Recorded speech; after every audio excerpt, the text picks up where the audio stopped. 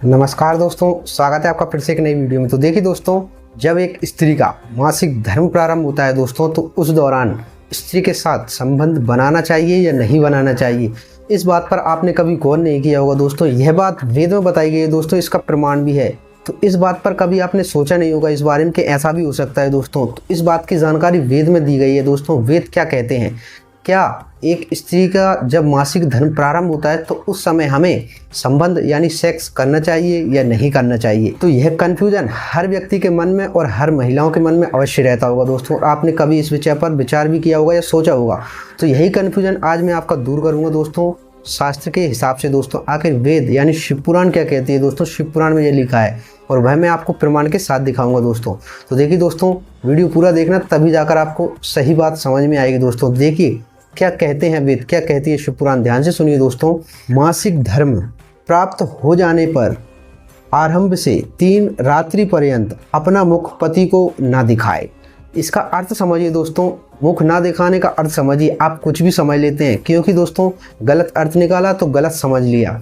अब इसका अर्थ समझिए दोस्तों। इसमें लिखा है जब एक स्त्री का मासिक धर्म प्राप्त हो जाने पर, यानी जब एक स्त्री का मासिक धर्म प्राप्त होता है तो उस समय से लेकर कम से कम 3 रात्रि पर्यंत अपना मुख पति को नहीं दिखाना चाहिए। अब इसका अर्थ ये नहीं है कि अपने पति के सामने ही ना जाएं, क्योंकि यह नामुमकिन है दोस्तों। क्योंकि जब एक घर में रहते हैं तो यह संभव है, ठीक है। लेकिन इसका अर्थ समझिए। मुख ना दिखाने का अर्थ है दोस्तों रात्रि में शयन न करना। यानी दोस्तों जब एक स्त्री का मासिक माह प्रारंभ हो जाता है तो उस समय से कम 3 रात्रि तक एक पति और पत्नी को एक साथ में सोना भी नहीं चाहिए दोस्तों। यह इसका अर्थ है मुख ना दिखाने का। समझिए इस बात को।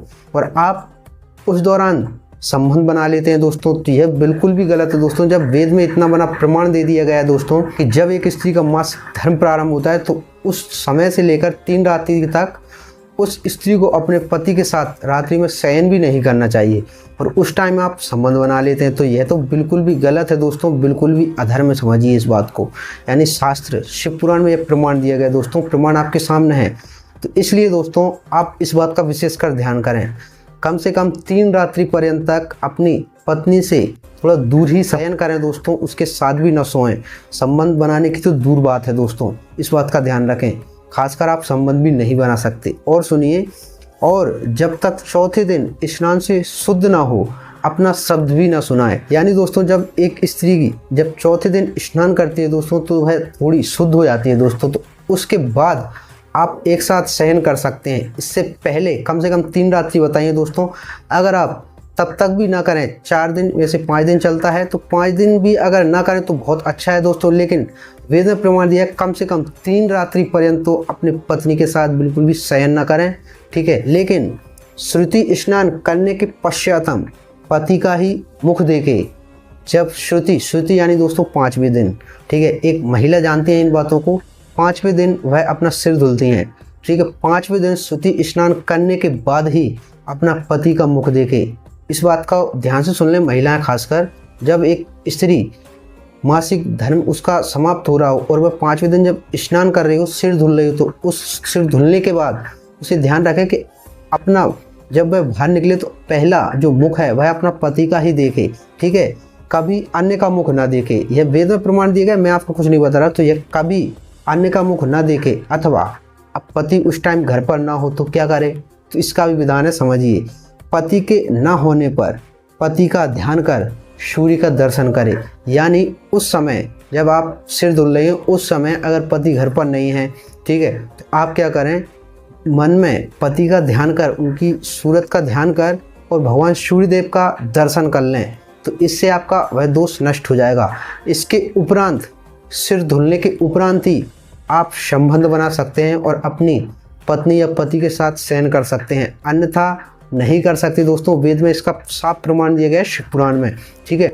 और यह प्रमाण भी कहाँ दिया गया है आपको यह भी बता दूं दोस्तों, नहीं आप कन्फ्यूजन हो जाएं और आप पूछने लगे कि कहाँ लिखा है। तो शिव महापुराण रुद्र संहिता और पार्वती खंड में दोस्तों 724 नंबर पेज पर यह लिखा है दोस्तों, इसका प्रमाण है। तो यह बात क्लियर है दोस्तों कि जब एक स्त्री का मासिक धर्म का टाइम चल रहा हो दोस्तों, तो उस टाइम एक स्त्री के साथ बिल्कुल भी संबंध नहीं बनाना चाहिए। खासकर तो दोस्तों 3 रात्रि तक उसके साथ शयन भी नहीं करना चाहिए। इस बात का आप विशेषकर ध्यान रखें। तो यह प्रमाण है दोस्तों, इन बातों को समझिए। अन्यथा आप माने या ना माने दोस्तों, जो इसका दुष्प्रभाव पड़ेगा वह तो आप पर पड़ना ही है। आप ना माने, आप यह सोचें कि इन बातों से कुछ नहीं होता, तो आपके सोचने ना सोचने से कुछ नहीं होगा दोस्तों। जो होना है वह होकर रहता है। इसलिए दोस्तों विचार कीजिए इन बातों पर, ठीक है, ध्यान रखिए इन बातों पर, क्योंकि जो वेद में लिखा है दोस्तों वह सत्य है दोस्तों। अगर आप ऐसा नहीं करते, नहीं मानते इन बातों को, तो जो आपके साथ होना है वह होकर रहेगा दोस्तों। तो इन बातों का विशेषकर ध्यान रखें दोस्तों। और इसके उपरांत दोस्तों आपको और क्या टॉपिक पर जानकारी चाहिए, आप कमेंट में मुझे बता सकते हैं दोस्तों। चलिए दोस्तों, मिलते हैं नेक्स्ट वीडियो में और रहस्यमय जानकारी के साथ। तब तक के लिए जय श्री राम।